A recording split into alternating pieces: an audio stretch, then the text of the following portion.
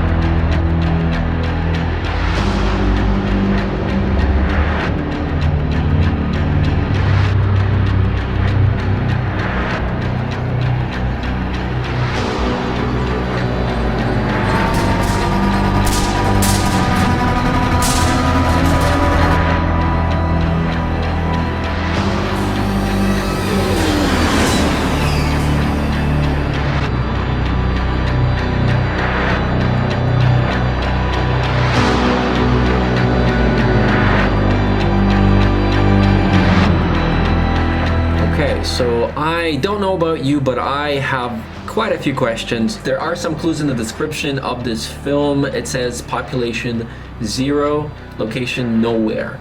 The wasteland, the environment, the mood, the atmosphere that was created by the filmmakers, dead on. The soundtrack is very dreary and goes very well with the theme of the film. Really looks like a high budget short film. Do film directors want us to draw any messages from this movie and parallel it to our current existence? I don't think so, and if they do, it'll be something along the lines of the strongest survive. But in all honesty, I can see people being very upset that there is no storyline. Yes, it's beautifully made, the atmosphere is there, but there's very little about the plot. We have the cyborg with the red visor running behind this other android. We're not sure if she's running for her life or if she's running away. So who is the good guy, who is the bad guy? There's a lot of electric storms happening, so I don't know if this is space or if this is Earth or not. My personal opinion on this is that Homo sapiens are extinct. The world is composed of androids and avatars. There are some good ones, there are some bad ones. Perhaps this one is probably just trying to escape some sort of a slave camp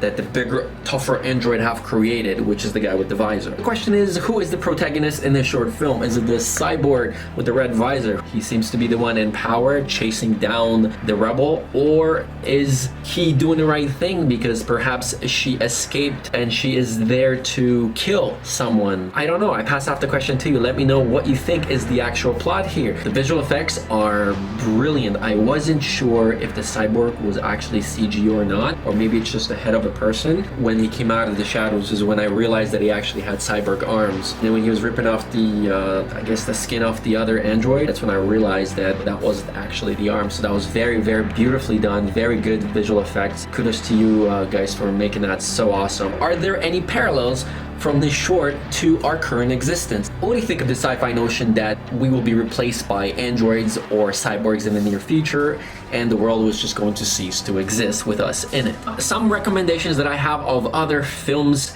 that you will probably like if you enjoy this film. There's this film that I remember watching. It's called Nemesis. It's very similar to this. There's this one cop, he is a cyborg, and there's other cyborg that are sent to get him. So this film is like dead on for plot. So if you want to perhaps see what would happen in this film, then we'll watch the Nemesis. There's 3 parts to it. I've only seen the first part, but check it out. There's some influences by Riddick, the Vin Diesel movie. I can also draw some parallels from that. Event Horizon with Lawrence Fishburne is based in deep space. It's sort of like a horror thriller. I'm drawing parallels from the City of Zion and the Matrix. I think that's Matrix Revolutions. Has similar environments and a dreary wasteland type scenario, especially because they get to the City of Zion where all the robots have taken over humanity. And of course, I can't forget Mad Max Fury Road, one of the best films even on IMDb of all time. I would love to know what the directors of Mad Max Fury Road would say if they saw this short.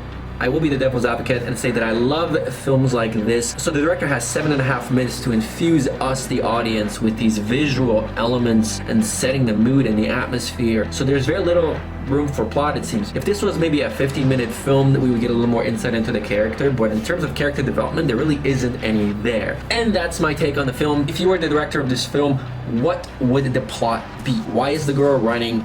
Why is the cyborg chasing her? Let me know in the comments below and we'll review them in our recap show. If we get enough comments, we get to do a film interview with the directors of this film and ask them the questions that you guys ask. Thank you so much to POSTPANIC Pictures and directors Ash Thorp and Anthony Scott Burns for allowing me to screen this film. Congratulations to everybody who worked on this production. It turned out magnificent. If you haven't already, make sure you smash the like button or the cyborg will come and get you. And when you're done smashing the like, head on over to the community tab where we post the latest and the greatest content and ask you for suggestions on what content to do next. And if you haven't already, tune into the director interviews that I've done and ask your questions so we can ask them to the directors we interview. Again, I hope you enjoyed this video. Click that bell to get notified of new videos. Subscribe. That's what keeps us going. That's what keeps us growing.